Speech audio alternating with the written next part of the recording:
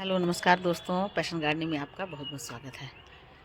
दोस्तों विंटर बहुत कड़ाके की विंटर आ गई है और ऐसे विंटर में हमें अपने कुछ कुछ प्लांट्स को बचाना बहुत ही मुश्किल हो गया है।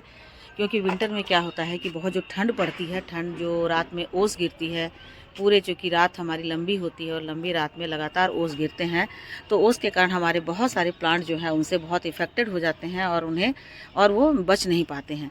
तो अभी हमें ध्यान देना है कि अपने प्लांट्स को हम कैसे बचाएं, क्योंकि बहुत मेहनत से हम प्लांट को लगाते हैं और उन्हें बहुत मुश्किल से अपने घर में रखते हैं, ख़रीद कर लाते हैं, पैसे लग जाते हैं, बहुत इच्छा से उन्हें लगाते हैं। तो हमें ज़रूरत पड़ती है कि हम ऐसे प्लांट को बहुत ही बचा कर रखें। तो आज मैं बात कर रही हूँ कि जेड की प्लांट पर कौन से ऐसे काम नहीं करने हैं जिससे कि हमारे जेड के प्लांट ख़राब हो जाएं।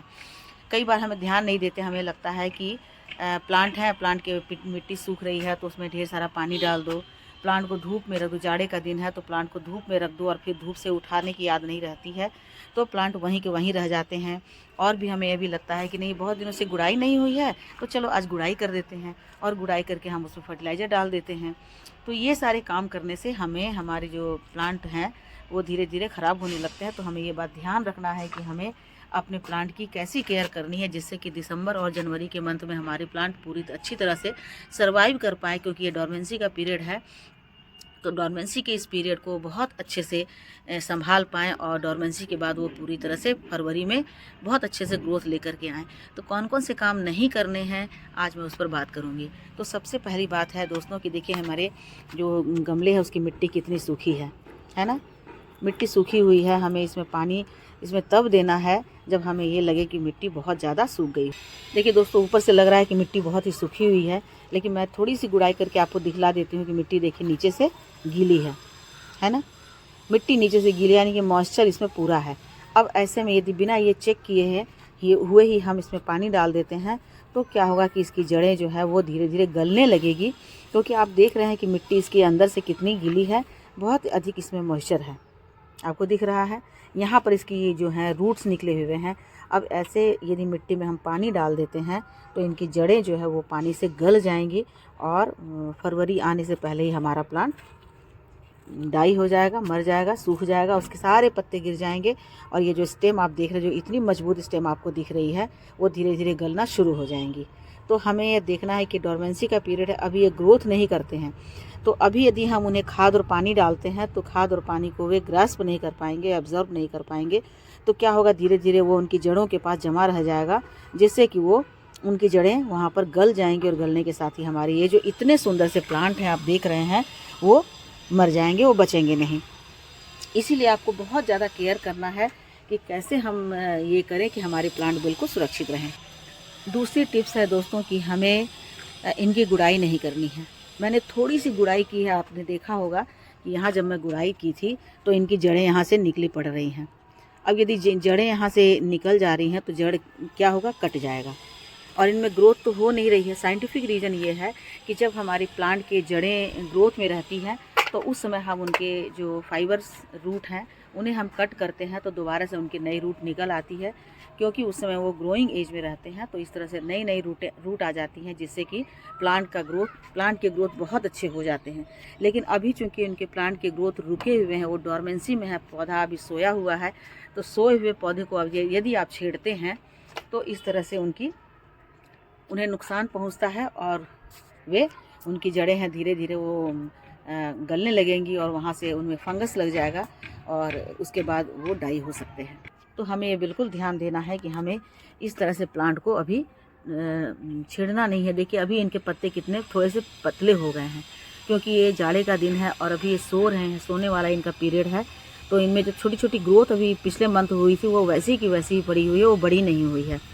वैसे बहुत सारी नई नई ग्रोथ आपको दिख रही होगी यहाँ पर, लेकिन ये जो नई नई ग्रोथ हुई है वो वैसे ही बहुत ज़्यादा तेज़ी से नहीं बढ़ रहे हैं, क्योंकि इनका अभी डोरमेंसी का पीरियड है। आपको सारे मेरे प्लांट में दिख रहे होंगे छोटे छोटे से पत्ते ऊपर ऊपर निकल आए हैं, लेकिन सारे पत्ते जो है ना वो लास्ट मंथ ही निकले होंगे जब थोड़ी थोड़ी सी गर्मी थी। लेकिन वे देखिए मेरे प्लांट कितने हेल्दी हैं, कितनी चमक है इनके पत्तों में। मैंने तो पानी 2-3 दिन से इसमें नहीं डाला है, तभी इसकी मिट्टी आपको दिख रहा होगा मिट्टी देखिए यहाँ पर कितनी सूखी है, दरार है ऊपर से, लेकिन भीतर भीतर इनमें पानी है, अभी मॉइस्चर है, इसलिए मैं इनमें पानी नहीं डाल रही हूँ। तो मेरे पत्ते, मेरे प्लांट कितने ज़्यादा हेल्दी हैं। सभी प्लांट में आप देखिएगा कितनी सारी चमक है, आपको दिख रहा होगा मेरे। तो तीसरी बात ये है कि हमें इनमें कोई फर्टिलाइज़र नहीं डालना है। फर्टिलाइज़र वैसे तो प्लांट की ग्रोथ के लिए बहुत अच्छे होते हैं, लेकिन जब प्लांट उस फर्टिलाइज़र को एब्जॉर्ब नहीं कर पा रहा है तो वह उनके लिए नुकसानदायक बन जाता है। कहते हैं ना, दवा खाना बीमारी में अच्छी बात है, लेकिन बीमार नहीं है और फिर भी उस दवा को खा रहे हैं तो वह दवा हमें तो नुकसान ही पहुँचाएगा, वो हमें फ़ायदा तो दे नहीं सकता है। तो उसी तरह से यहाँ भी ये बात है कि वैसे तो फर्टिलाइज़र ग्रोथ के लिए अच्छी होती है, लेकिन जब अभी वो इसको ग्रैस्प नहीं कर पाएगा, उसे वो ले नहीं पाएगा, अभी वो डोरमेंसी के पीरियड में है, सोने के पीरियड में है, तो ऐसे में यदि हम उन्हें फर्टिलाइज़र दे देते हैं तो वह फर्टिलाइज़र उनको फ़ायदा पहुंचाने के बजाय उन्हें नुकसान पहुंचाने लगेगा, जिससे कि हमारा प्लांट ख़राब हो जाएगा। तो इसलिए उन्हें बिल्कुल भी अभी आप किसी भी तरह का कोई भी फर्टिलाइज़र नहीं दें। देखिए मैंने कितने सारे प्लांट बना लिए हैं, बस एक छोटी सी कटिंग में लेकर आई थी, 3 इंच की कटिंग में लेकर आई थी, उससे मेरे यहाँ पर कितने सारे प्लांट बन गए हैं। मैं आपको एक साथ सबका कलेक्शन नहीं दिखा पा रही हूँ क्योंकि मेरे सब प्लांट अलग अलग रखे हैं। यहाँ पर कुछ प्लांट रखे हुए सारी मैंने कटिंग से लगाई हुई है। देखिए मेरे सारे प्लांट की जो कटिंग भी है वो कितनी अच्छी उनकी ग्रोथ है। यहाँ भी अलग है, इसमें भी मैंने लगाया हुआ है। ये सारी कटिंग से लगी हुई है। और मेरे बोनसाई हैं, आपको देखिए ये एक बोनसाई है और उसके बाद ये है, ये भी मेरी बोनसाई है। तो मेरे पास 5 तो मेरे बोनसाई हो गए हैं। उसके बाद एक मैंने यहाँ पर बास्केट टोपियरी बनाया हुआ है और एक बास्केट बनाया हुआ है। यहाँ पर थोड़ा सा छुप रहा होगा, आपको दिख रहा होगा, देखिए ये मैंने बास्केट बनाया हुआ है और यहाँ पर मैंने एक टोपियरी बनाई हुई है। तो ये देखिए कितना सुंदर है, कितने सारे इसमें पत्ते हैं, जो कि मैं पीछे से भी दिखला देती हूँ कि इनकी ग्रोथ कितनी अच्छी है। अब जो दूसरी बात है वो जो बहुत ही ज़्यादा ज़रूरी है, वो बात है कि अभी इस पीरियड में जब विंटर में जब बहुत अधिक सर्दी होने लगती है, जैसे कि दिसंबर का महीना है, जनवरी का महीना है, तो रात लंबी होती है और बहुत सारा ओस गिरता है। ऐसे में यदि आप इन्हें खुले में रख देते हैं तो सारी की सारी ओस रात भर इनके ऊपर गिरती रहेगी। और जब पानी हमें कम देना है, तो यदि रात भर ओस से भीगे रहेंगे तो निश्चित रूप से इनकी जड़ें गल जाएगी।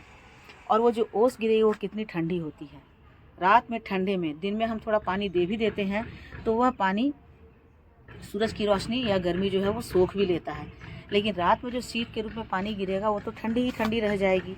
तो रात भर ठंडे शीत में रहने के कारण, ओस में रहने के कारण इनकी पत्तियां गलने लगेंगी धीरे धीरे, क्योंकि इनकी पत्तियां भी इस समय बहुत नाजुक हो जाती हैं। आपको दिख रहा होगा कि थोड़ी सी ये पतली हो जाती हैं, क्योंकि ये अभी खाना को बहुत ज़्यादा एब्जॉर्ब नहीं कर पाती हैं। तो अपने भीतर जो इनका स्ट्रेंथ होता है, इनके स्टेम में जो स्ट्रेंथ होता है, इनकी पत्तियों में जो स्ट्रेंथ होता है, उसी स्ट्रेंथ से वो अपना काम चलाती हैं, क्योंकि अलग से इन्हें ये भोजन नहीं ले पाती हैं। तो इस समय में इनका स्ट्रेंथ इनके पास जो पहले का भोजन लिया हुआ है, इनकी पत्तियों में रहता है, इनकी जड़ों में रहता है, वही रहता है और उसी से वो अपना काम चला रही हैं। तो पत्तियां भी सब इनकी, आपको दिख रहा होगा कि थोड़ी सी पतली हो गई हैं।